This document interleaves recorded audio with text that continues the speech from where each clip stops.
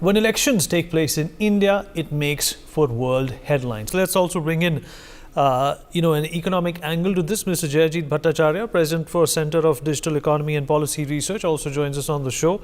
Mr. Bhattacharya, 7 phases. The results are going to be out on the 4th of June. If we talk about India's fiscal prowess and prudence and the economic sanctity that we've been able to pull through despite pandemics like COVID-19, how do you think the country is going to spend the next 5 years, and what kind of an economic trajectory, of course, a positive and an upward economic trajectory, do you envisage for the NDA, hoping and perhaps calculating very wisely that they will come back to power for a third term? We have almost taken it for granted that exactly. I realized that in the middle of my sentence. Post-COVID-19 is kind of granted. Other large economies have failed to manage it. Germany, France, US, Japan. UK is in recession. UK, right? I mean, all of them. And not just us, the entire country is taking it for granted that economic recovery post-COVID was something that was supposed to be had on a platter. And I think that's one of the key reasons why India is in the pole position from an economic perspective, and we're a shining light globally.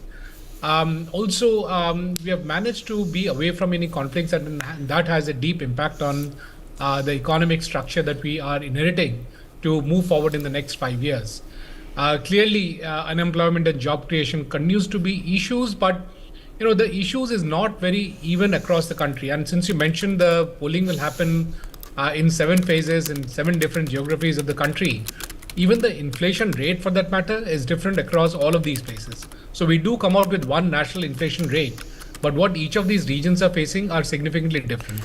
And therefore, there will be pockets where there is a severe issue of unemployment, of underemployment for that matter. In fact, most of the farming and agricultural issues is related to underemployment, if not hidden unemployment. I think that will continue to be an issue.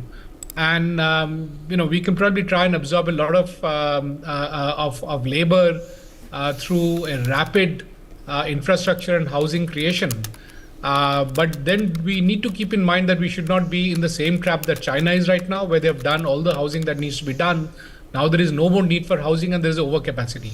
And the entire economy is now at a questionable juncture. So there needs to be other ways of creating employment, and not just by creating houses and infrastructure, although this government is doing a brilliant job on both of those areas.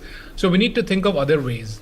Now, clearly, if you look at the data, manufacturing is zooming through. There's some 43% growth in the manufacturing sector, which is humongous. And hopefully in the next 5 years, manufacturing will finally step in as a large part of the economy, which will start creating the jobs that we really need. The other aspect of the economic recovery post-COVID and the job creation is inflation of cost of living.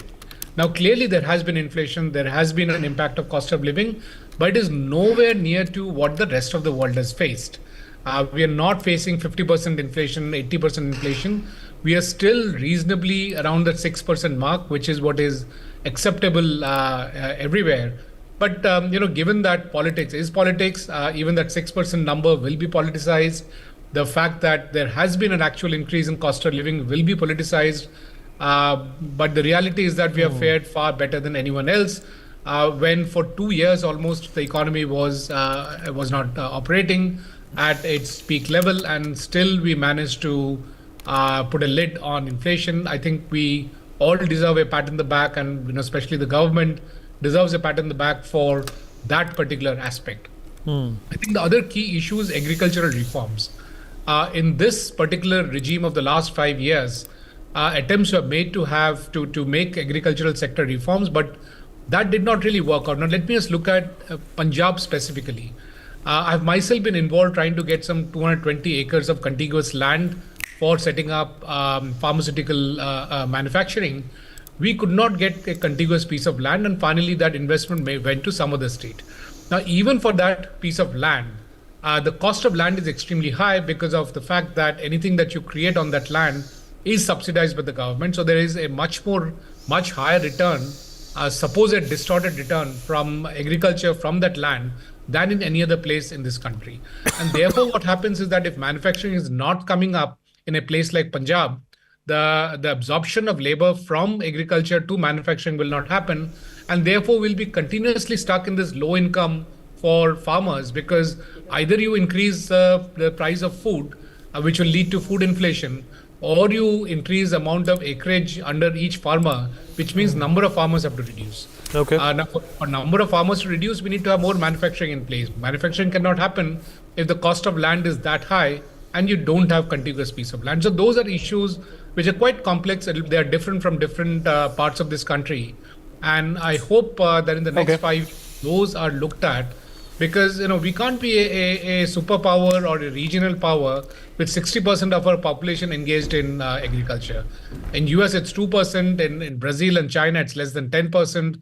60% is quite unacceptable. And that is really needs to be addressed in order to get the workforce away from agriculture into far more productive industrial and the tertiary industry.